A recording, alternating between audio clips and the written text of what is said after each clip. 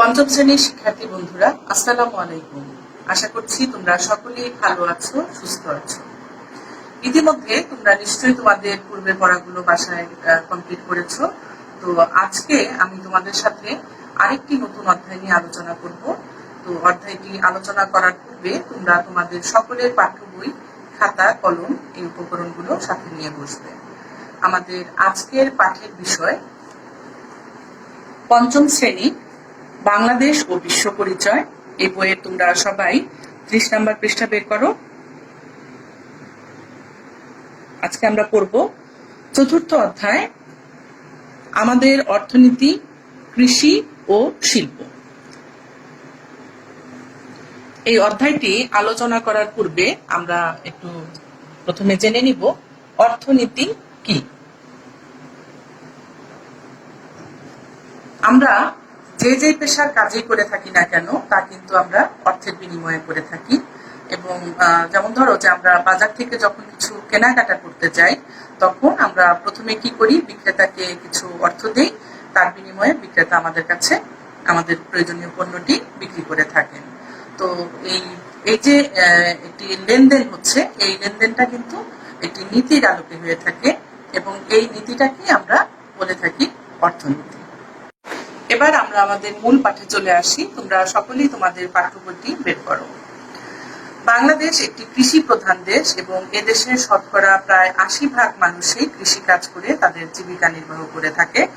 আর বর্তমানে দেশের চাহিদা পূরণ করার পরে বাড়তি যে কৃষি পণ্যগুলো, সেগুলো আমরা বিদেশে রপ্তানি করে অনেক বৈদেশিক মুদ্রা অর্জন করছি। আর বাংলাদেশের জলবায়ু খুবই ভালো এবং এখানকার মাটি খুবই উর্বর। এটি একটি উর্বর বদ্বীপ অঞ্চল। আর মোট জাতীয় অর্থনীতি শতকরা কিন্তু 20% আমরা কৃষি থেকে পেয়ে থাকি। তো এই পাঠে আমরা মোট 3টি খাদ্যশস্য সম্পর্কে আলোচনা করব। খাদ্যশস্য নিয়ে, প্রধান 3টি খাদ্যশস্য নিয়ে এখন আলোচনা করব। তার মধ্যে 1 নম্বরে আছে ধান, গম আর ডাল। প্রথমেই আমরা আলোচনা করব ধান নিয়ে।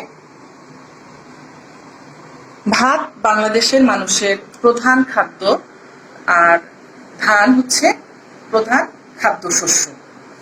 বাংলাদেশের প্রায় সব জেলাতেই ধানের উৎপাদন ভালো হয়। আর বাংলাদেশে সাধারণত 3 ধরনের ধান হয়ে থাকে। একটি হচ্ছে আউশ, আমন, বুড়ো। তারপরে আমরা আলোচনা করব আরেকটি প্রধান খাদ্যশস্য গম নিয়ে। বাংলাদেশের উত্তর পশ্চিমাঞ্চলে গমের চাষটা বেশি হয়ে থাকে। সাধারণত শীতকালে গমের চাষাবাদটা শুরু হয়। আর গম থেকে আমরা আটা পাই, আটা দিয়ে বিভিন্ন ধরনের খাদ্য সামগ্রী তৈরি করা হয়। সেজন্য এখন আস্তে আস্তে আটা চাষের বৃদ্ধিটা বহুগুণ বেড়ে গিয়েছে। এরপরে আমরা যে খাদ্যশস্যটি নিয়ে আলোচনা করব সেটি হলো ডাল। ডালও একটি অত্যন্ত গুরুত্বপূর্ণ কৃষি পণ্য বাংলাদেশে। আমাদের দেশে সাধারণত মুগ, মসুর, মাসকলাই, অরহর বিভিন্ন ধরনের ডাল হয়ে থাকে। তো এই ডাল আমরা বাংলাদেশের উত্তর পশ্চিম অঞ্চলে ডালের চাষাবাদটা বেশি হয়ে থাকে, কারণ সেখানকার মাটি ডাল চাষের জন্য বেশি উপযোগী। আর আমাদের দেশের চাহিদা মেটানোর পরেও কিছু ডালের ঘাটতি থেকে যায়, সেজন্য কিছু ডাল আমরা বাইরে থেকে, বিদেশ থেকে আমদানি করে থাকি। এছাড়াও অন্যান্য আরো অনেক খাদ্যশস্য রয়েছে। তার মধ্যে রয়েছে আলু, তৈলবীজ এবং মসলা। তো তোমরা পরের পৃষ্ঠায় চলে যাও।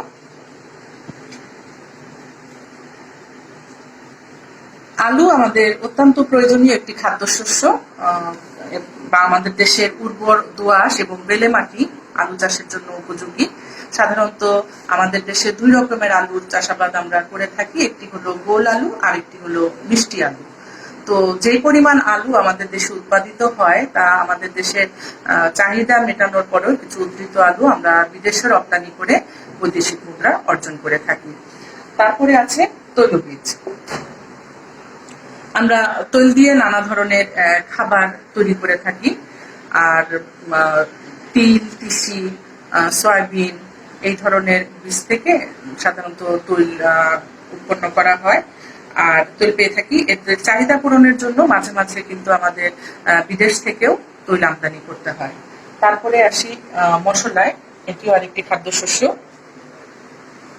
আমরা সকলেই জানি খাবারকে সুস্বাদু করার জন্য খাবারের মধ্যে আমরা মশলার ব্যবহার করে থাকি। আমাদের দেশে সাধারণত পেঁয়াজ, আদা, রসুন, মরিচ এই ধরনের মশলার আবাদগুলো বেশি হয়ে থাকে। আর মশলার চাহিদা অনেকখানি পূরণ হয় বাংলাদেশে যে পরিমাণ উৎপাদিত হয়, কিন্তু কিছু মশলা আমাদের বিদেশ থেকেও আমদানি করতে হয়। আমরা এর পরের পৃষ্ঠায় চলে আসি। এর পরের পৃষ্ঠায় আছে অর্থকরী ফসল। তো এখন আমরা জানবো অর্থকরী ফসল কাকে বলে। যেসব কৃষি পণ্য বিদেশে রপ্তানি করে প্রচুর পরিমাণে বৈদেশিক মুদ্রা অর্জন করা হয় সেগুলোকে আমরা অর্থকরী ফসল বলে থাকি। বাংলাদেশে 3 ধরনের অর্থকরী ফসল রয়েছে। প্রধান 3টি অর্থকরী ফসল রয়েছে, এছাড়া অন্যান্য অর্থকরী ফসলও আছে। তো প্রধান 3টি অর্থকরী ফসল হলো পাট, চা, তামাক। পাট হলো বাংলাদেশের প্রধান অর্থকরী ফসল এবং বিশ্বে ভারতের পরেই বাংলাদেশে পাটের চাষাবাদ বেশি হয়ে থাকে। আর এছাড়াও বাংলাদেশের ময়মনসিংহ, ভালুকা, নওগাঁ, কুষ্টিয়া আর অন্যান্য জেলাতেও পাটের চাষাবাদ ভালো হয়ে থাকে। পাটকে বাংলাদেশের সোনালী আঁশ বলা হয়, কারণ পাট দিয়ে বিভিন্ন রকমের তৈজসপদ, বিভিন্ন রকমের দ্রব্য সামগ্রী, পাটের সুতা, বস্তা, দড়ি এই ধরনের দ্রব্য সামগ্রীগুলো তৈরি করে সেগুলো আমরা বিদেশে রপ্তানি করে প্রচুর পরিমাণে বৈদেশিক মুদ্রা অর্জন করে থাকি। আর বাংলাদেশের জলবায়ু পাট চাষের জন্য অত্যন্ত উপযোগী। এরপরের যে অর্থকরী ফসল সেটি হলো চা। প্রধান অর্থকরী ফসলের মধ্যে রয়েছে। বাংলাদেশের অর্থনীতিতে চা অত্যন্ত গুরুত্বপূর্ণ ভূমিকা পালন করে থাকে। চা বাংলাদেশের চট্টগ্রাম এবং সিলেট অঞ্চলে চায়ের উৎপাদনটা সবচেয়ে বেশি, তবে বর্তমানে পঞ্চগড় এবং দিনাজপুরেও চায়ের উৎপাদন হচ্ছে, চা উৎপন্ন করা হচ্ছে। আর বাংলাদেশের চায়ের একটি বিশেষ সুনাম থাকায় বিদেশের অনেক কদর রয়েছে। বাংলাদেশের চাহিদা পূরণ করার পরে উদ্ধৃত যে চা সেগুলো আমরা বিদেশে রপ্তানি করে প্রচুর পরিমাণে বৈদেশিক মুদ্রা অর্জন করে থাকি। তারপরে যে অর্থকরী ফসল সেটি হলো তামাক। এটিও আরেকটি প্রধান অর্থকরী ফসল। তামাক অনেক অঞ্চলেই হয়ে থাকে, তবে বাংলাদেশের উত্তরাঞ্চলের রংপুরে তামাকের চাষটা সবচেয়ে বেশি হয়ে থাকে। আর তামাক সাধারণত বিড়ি এবং সিগারেট তৈরিতে ব্যবহৃত হয়, যা স্বাস্থ্যের জন্য অত্যন্ত ক্ষতিকর। সেজন্য আমরা আমাদের কৃষকদের তামাক চাষে নিরুৎসাহিত করে থাকি। তো আর তামাক হচ্ছে অন্যান্য নিরুৎসাহিত করে থাকি। এছাড়া আমাদের দেশে আরো অনেক অর্থকরী ফসল রয়েছে। তার মধ্যে রয়েছে তুলা, রেশম, সুপারি ও রাবার, এগুলোই উল্লেখযোগ্য। এই পাঠে আমি তোমাদের যতটুকু পড়ালাম তার উপরে কিছু মূল্যায়ন করেছি, মূল্যায়নে কিছু ছোট প্রশ্ন রেখেছি। এখন সেই ছোট প্রশ্নগুলো আমি তোমাদের বোর্ডে লিখে দিচ্ছি। তোমরা সকলেই তোমাদের খাতায় এই প্রশ্নগুলো লিখে নিবে। তোমরা সকলেই জানো এই ছোট প্রশ্ন তোমাদের মোট 15টি থাকবে এবং 15টিরই উত্তর তোমাদের খাতায় লিখতে হবে, যার জন্য এক একটির জন্য 2 নাম্বার করে তোমাদের থাকবে। তো এখানে আমি তোমাদের 1 নাম্বারে লিখছি যে চাষাবাদের জন্য আমাদের দেশের মাটি উপযোগী কেন।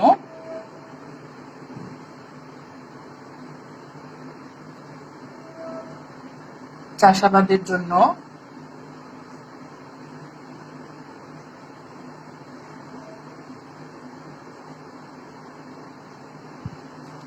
আমাদের দেশে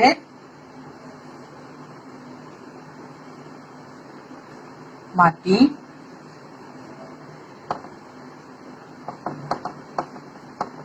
উপযোগী কেন।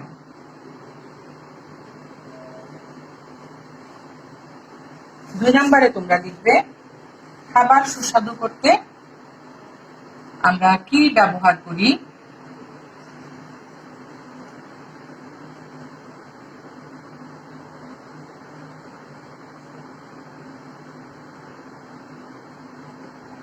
করতে আমরা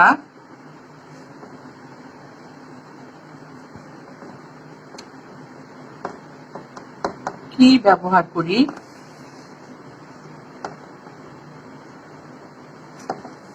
তিন নম্বরে লিখবে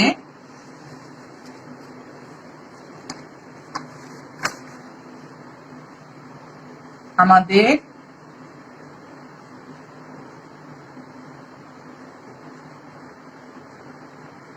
প্রধান খাদ্যশস্য কি?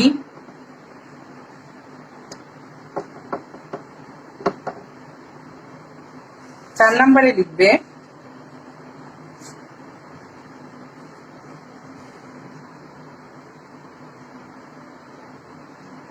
পাট উৎপাদনে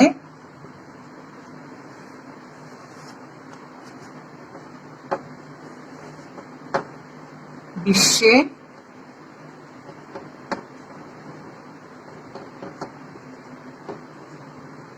বাংলাদেশের অবস্থান কত?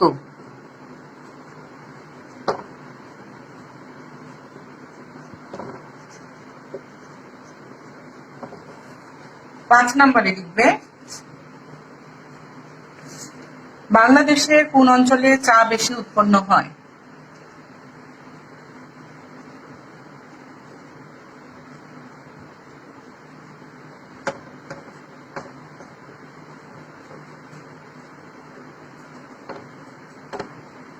অঞ্চলে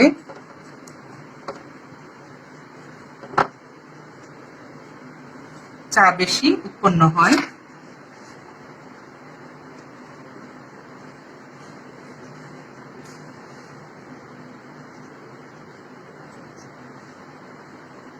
আশা করছি তোমরা তোমাদের খাতায় প্রশ্নগুলো লিখে নিয়েছো এবং উত্তরগুলো তোমরা তোমাদের মতো করে লিখবে। এরপরে আমি তোমাদের বাড়ির কাজ হিসেবে একটি কাঠামোবদ্ধ প্রশ্ন দিয়ে দিচ্ছি।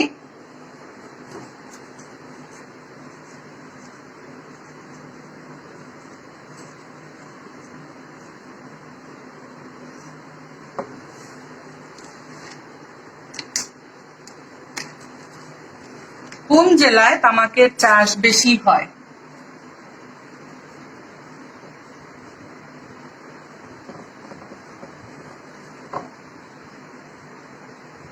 কোন জেলায়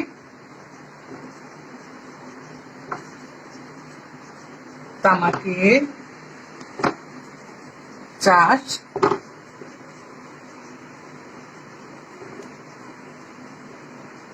বেশি হয়?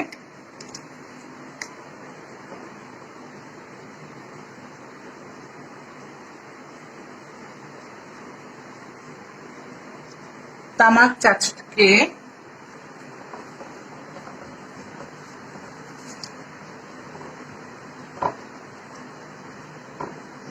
নিরুৎসাহিত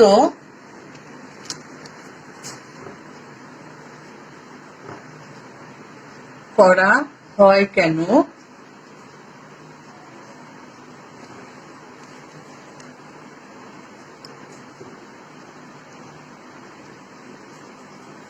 তামাক ব্যবহারের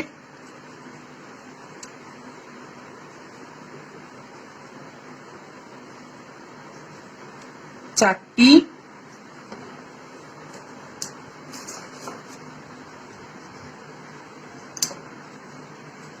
ক্ষতিকর দিক লেখো।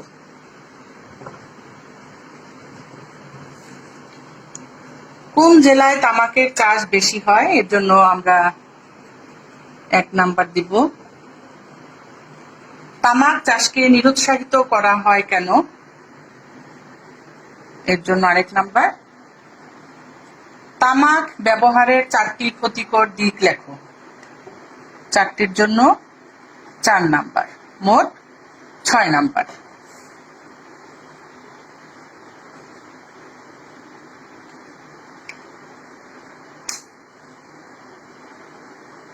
আশা করছি তোমরা তোমাদের বাড়ির খাতায় বাড়ির কাজটি লিখে ফেলেছো।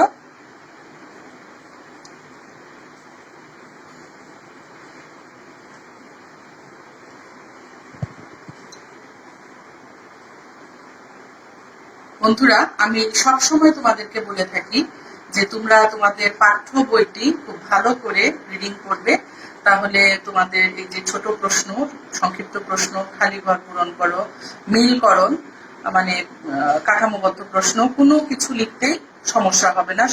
সবগুলো প্রশ্নের উত্তর দেখবা তোমরা তোমাদের বইয়ের মধ্যেই পেয়ে গেছো, যদি তোমরা বইটি ভালোভাবে রিডিং করো। আর আশা করব যে আমি আজকে তোমাদের যে বাড়ির কাজটি দিলাম সেটি তোমরা তোমাদের কোনো রকমের গাইড বই ছাড়া তোমরা তোমাদের পাঠ্য বইয়ের সাহায্য নিয়ে এই উত্তরটি খাতায় লিখে ফেলবে, এবং যখন স্কুল খুলবে তখন আবার আমাকে অবশ্যই এগুলো দেখাবে, যে যার ক্লাস টিচারকে দেখাবে, সাবজেক্ট টিচারকে।